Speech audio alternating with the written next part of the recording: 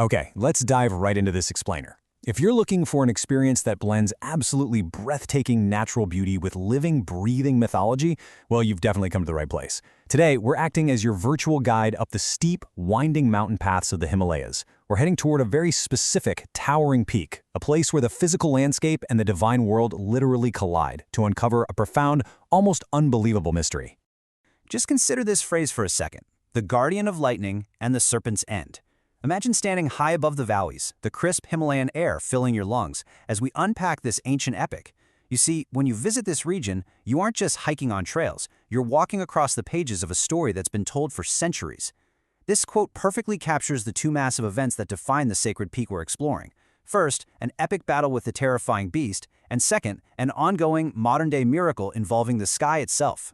So, welcome to Kullu Valley. This is the serene destination of our journey. But, as we're about to see, we really need to hint at the terrifying hidden history that fundamentally shaped this very landscape. If you visit the Kullu Valley today, your eyes are met with this lush, peaceful paradise. It's a total haven for pilgrims and travelers seeking tranquility. But the source material tells a terrifying myth of how this peace was almost permanently erased. Long ago, this valley was threatened by Kulant. He was a powerful demon with immense strength and a singular desire to destroy the valley and literally everyone in it. To pull this off, he transformed into a gigantic serpent, stretching his massive body entirely across the valley to block the flow of the Bees River. Can you imagine the horror of the ancient villagers as those dark, destructive floodwaters began to rapidly rise? It threatened to drown every single home and forest in sight. The people prayed day and night for salvation. Now, what's truly fascinating is how that ancient terror translates into the literal geography you can hike today. Moved by the terrified prayers of the people, Lord Shiva descended from Mount Kailash to confront Kulant, and a fierce battle completely shook the Himalayas. Thunder roared, the earth trembled, and finally Shiva raised his divine trident and struck the serpent demon down with unimaginable force. And here is the truly incredible part for anyone traveling to this region. According to the legend, the enormous body of that defeated demon fell across the land. The very mountains and ridges you see when you look out over the Kullu Valley, they're said to be the petrified remains of the slain serpent itself. Which brings us to the great god of lightning.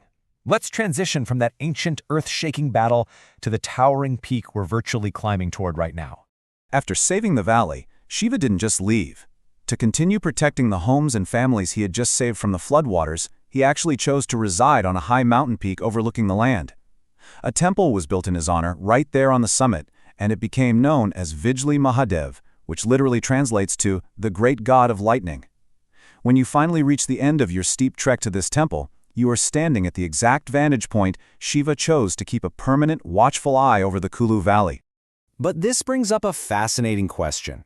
Why would a protector god invite destruction upon his own shrine? This right here bridges the gap between the ancient myth of the serpent and the modern miracle that this temple is famous for. Because as it turns out, Shiva's protection comes with a very dramatic, very dangerous catch that plays out every few years right at the temple doors. This leads us to our next section, the shattered lingam. Imagine standing in the courtyard of Vijli Mahadev and suddenly the atmosphere completely changes as dark, ominous clouds begin to gather tightly above the temple peak. Every few years, from those dark clouds, a massive, powerful bolt of lightning strikes directly inside the shrine, hitting the sacred Shiva Lingam. The impact is so utterly tremendous that the lingam literally shatters into pieces. But wait, this violent lightning strike isn't a disaster at all. It's actually considered a deliberate act of divine protection.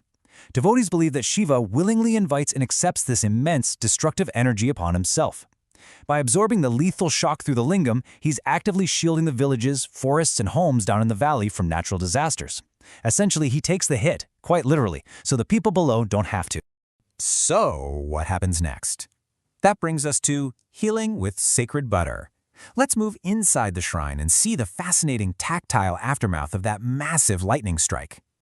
We just talked about violent, shattering destruction from the sky. But look at what happens next. The temple priests step in and carefully, gently collect the broken, scorched fragments of the lingam. Then, using something as soft and humble as sacred butter, along with ancient rituals, they painstakingly join the pieces back together. And the miracle is that over time, the lingam is believed to heal and become completely whole once again.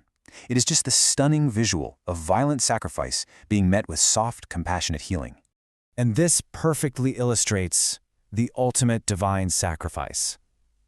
As we prepare to wrap up our journey, I want you to metaphorically step back out of those temple doors, walking past the priests, and look out over the Kullu Valley with a completely changed perspective. Let's look at the lessons we can pull from this peak. The physical cycle we just explored, the terrifying shattering and the delicate healing, perfectly encapsulates exactly why thousands of pilgrims make this incredibly demanding climb. The miraculously whole lingam symbolizes the eternal and indestructible nature of Lord Shiva. It teaches us that true strength isn't just about wielding a trident to slay a serpent demon. True strength is really found in compassion and taking on the burdens of others. It stands as the absolute ultimate example of divine sacrifice.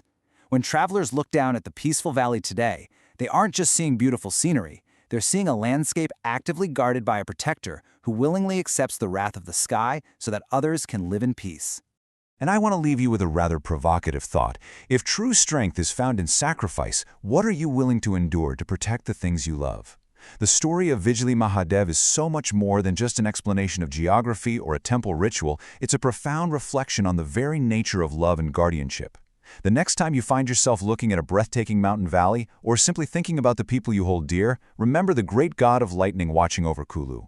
Thank you so much for joining me on this explainer, and keep exploring the amazing stories hidden right beneath our feet.